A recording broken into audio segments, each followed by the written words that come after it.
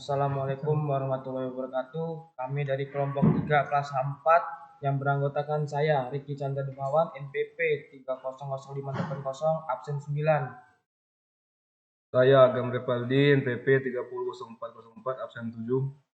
Dan saya Singgi Pratama, absensi 05, NPP 300317. Di sini kami akan mempresentasikan hasil kelompok kami, yaitu tentang metode penelitian dalam psikologi sosial.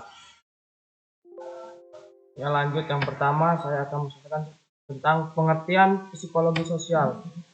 Psikologi sosial terdiri dari dua kata, yaitu psikologi dan sosial. Psikologi diartikan sebuah bidang ilmu pengetahuan yang fokus terhadap perilaku dan fungsi mental manusia secara ilmiah. Kemudian sosial merupakan segala perilaku yang berhubungan dengan hubungan antar individu. Psikologi sosial menurut beberapa ahli.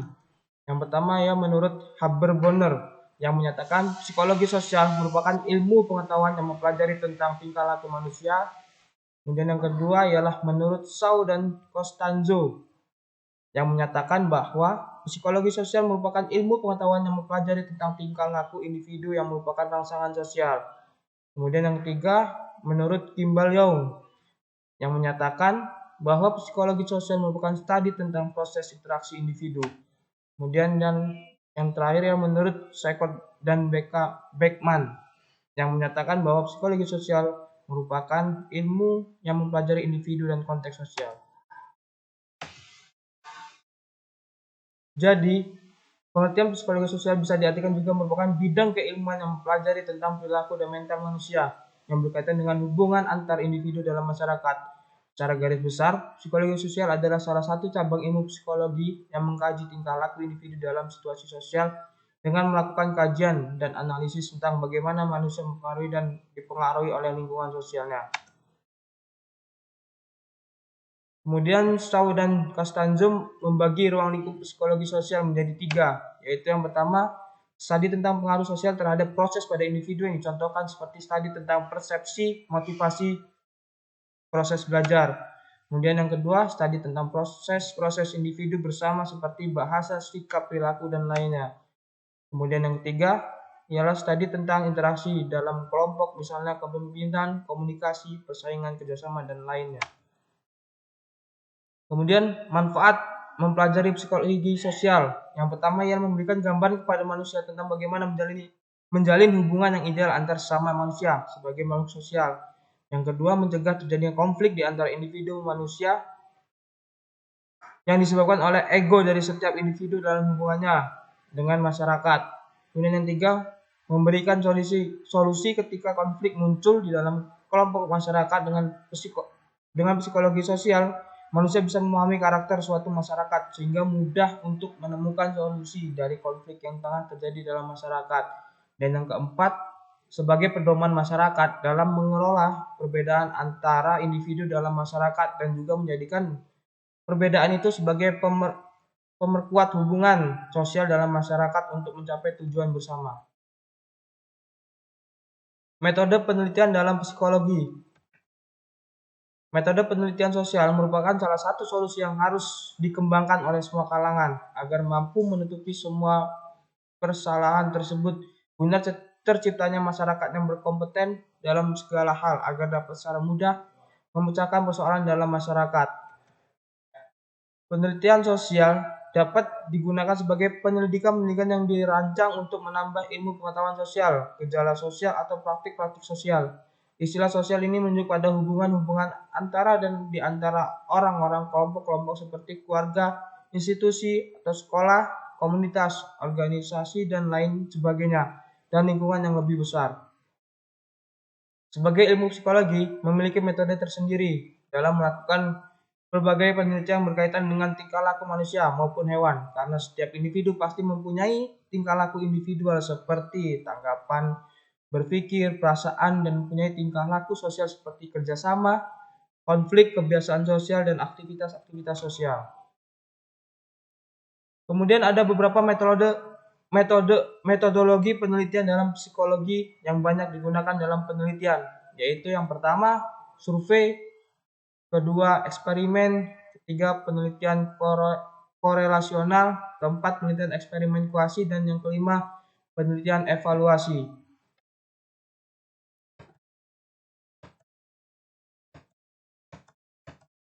Oke, kemudian saya akan melanjutkan. Survei. Survei berasal dari kata research, di mana dalam hal ini memiliki arti mencari. Dalam sebuah survei juga bisa dilakukan untuk pengumpulan data yang bisa berupa sebuah informasi atau sebuah karakter kelompok pada responden pada penelitian yang ada. Metode survei adalah sebuah metode penelitian di mana sejumlah besar orang diminta untuk menjawab pertanyaan tentang sikap dan tingkah laku tertentu. Penelitian menggunakan metode ini merupakan satu cara untuk mengumpulkan data secara efektif dan ekonomis terhadap sampel yang besar. Jenis metode survei yaitu ada cross section, digunakan untuk pengumpulan data yang merefleksikan sikap, opini, atau belief pada waktu tertentu.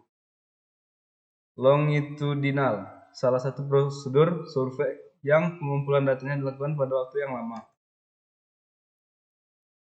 Adapun tujuan dari metode survei yaitu mengetahui pikiran, pendapat, dan perasaan orang, memahami kebutuhan atau keinginan suatu masyarakat, mengetahui tren atau kepentingan di masyarakat, identifikasi karakteristik kelompok, dan penelitian survei dapat digunakan sebagai evaluasi seleksi atau masukan bagi suatu institusi.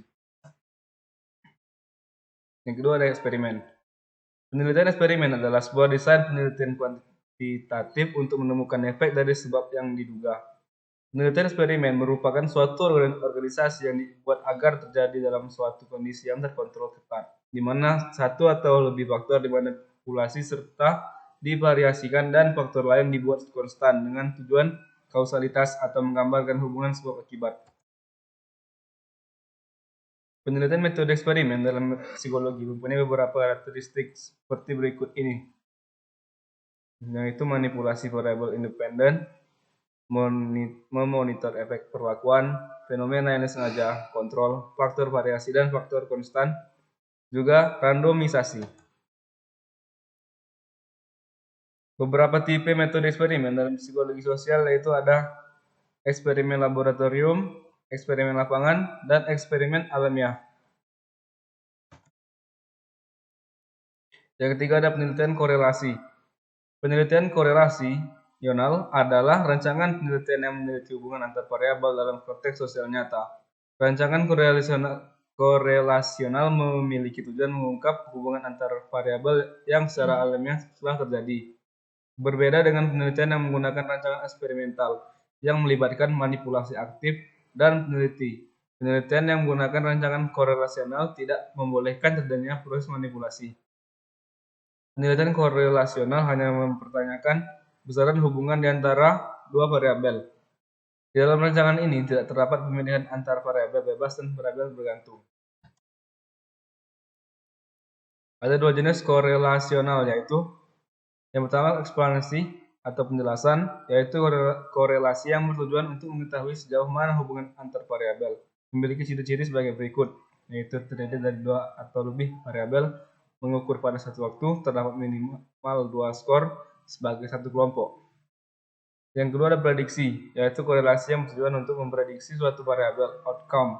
Memiliki ciri-ciri yaitu minimal terdapat dua atau lebih variabel, mengukur dalam dua waktu, minimal terdapat dua skor, dan tujuan untuk memprediksi outcome atau performance.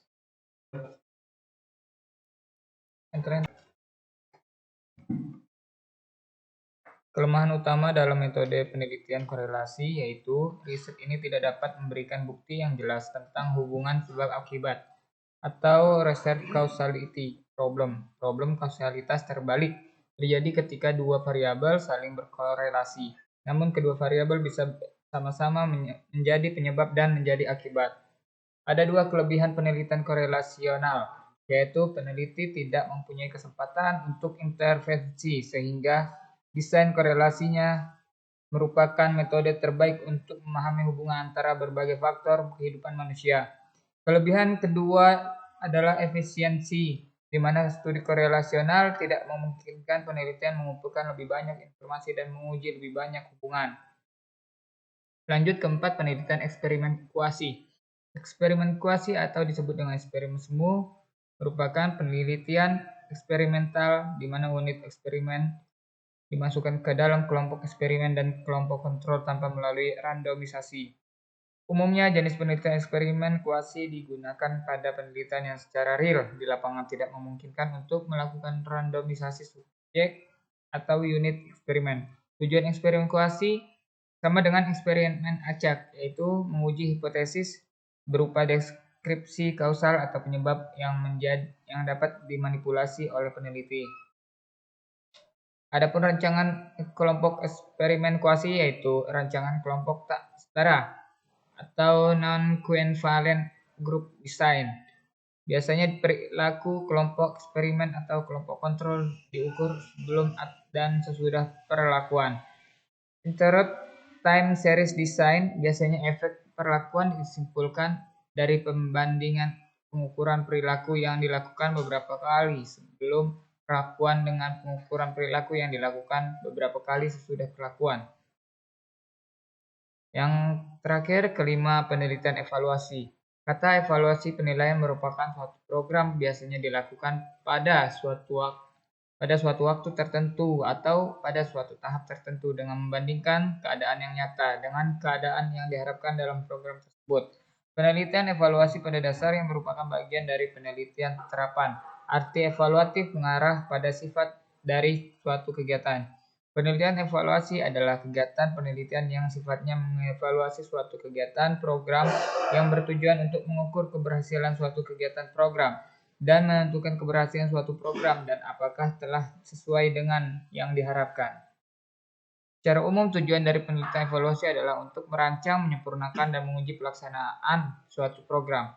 Secara terperinci, tujuan penelitian evaluatif menurut Sukmadinata 2009 adalah sebagai berikut. 1. Membantu perencanaan pelaksanaan program. 2. Membantu dalam penentuan keputusan penyempurnaan atau perubahan program. 3. Membantu dalam penentuan keputusan keberlanjutan atau penghentian program. 4. Menemukan fakta-fakta dukungan atau penolakan terhadap program. 5. Memberikan sumbangan dalam pemahaman proses psikologis, sosial, dan politik dalam pelaksanaan program serta faktor yang mempengaruhinya. Dan keenam, menilai hubungan antar variabel melalui pengujian maupun melalui analisis. Sekian dan terima kasih dari presentasi kelompok kami tentang metode psikologi sosial. Kurang lebihnya mohon maaf, saya Singgi Bayu Pratama mohon izin diri beserta teman-teman saya. Terima kasih.